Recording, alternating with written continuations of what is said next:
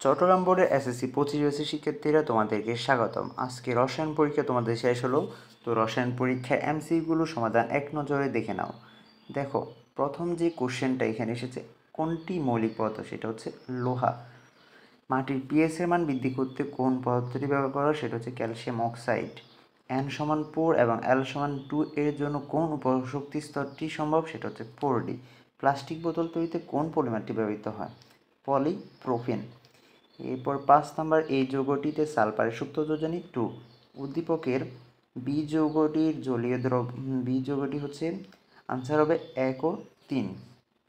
এরপর 7 নাম্বার, গ্লুকোজের স্থূল সংকেত হচ্ছে CH2O। কোনটি পিএইচ সবচেয়ে কম? মানুষের ত্বক। কোনটি তেজস্ক্রিয় পদার্থ? রেডিয়াম। আয়রনের আক্ষরিক কোনটি? লিমোনাইট। কার্বন ডাইঅক্সাইড যৌগটি হচ্ছে অম্লধর্মী, কঠিন অবস্থায় উৎপাদিত হয়, বৈশ্বিক উষ্ণতার জন্য দায়ী। কোনটিকে তাপ প্রয়োগ করে তরলে পরিণত করা যায়? সেটা হচ্ছে সোডিয়াম ক্লোরাইড। এরপর 13 নম্বর কোশ্চেনের দিকে তাকালে দেখা যাচ্ছে এখানে নিউটনের প্রকৃত ভর কত? সেটার আনসার হচ্ছে 1.60 ইন্টু 10⁻, এটার আনসার হচ্ছে লাস্টেরটা। অ্যালুমিনিয়ামের একটি পরমাণু ভর হচ্ছে কত? 4.482 ইন্টু 10⁻⁻23। K2Cr2O7 এই কেন্দ্রীয় পরমাণু ধারণ সংখ্যা হচ্ছে +6। কোনটির আয়নীকরণ শক্তি বেশি? আয়নীকরণ শক্তি বেশি হচ্ছে ক্লোরিনের। কোনটি আগে বিজয়িত হবে?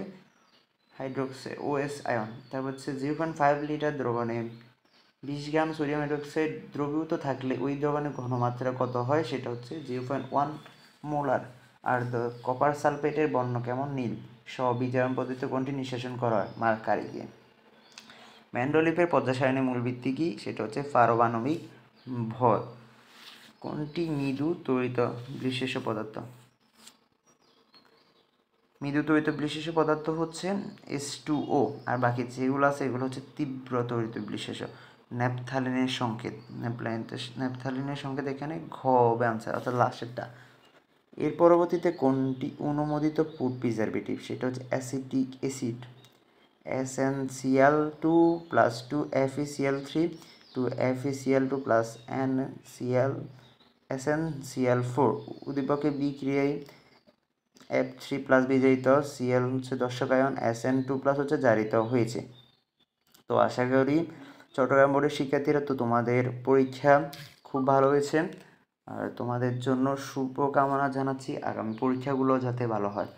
এডুকেশনাল সম্বন্ধীয় অর্থাৎ পড়াশোনা, গণিতের বিভিন্ন সমাধান এই সম্বন্ধীয় ক্লাস পেতে আমাদের চ্যানেলটিতে সাবস্ক্রাইব করে রাখবে। তো ধন্যবাদ সবাই, ভালো থাকো।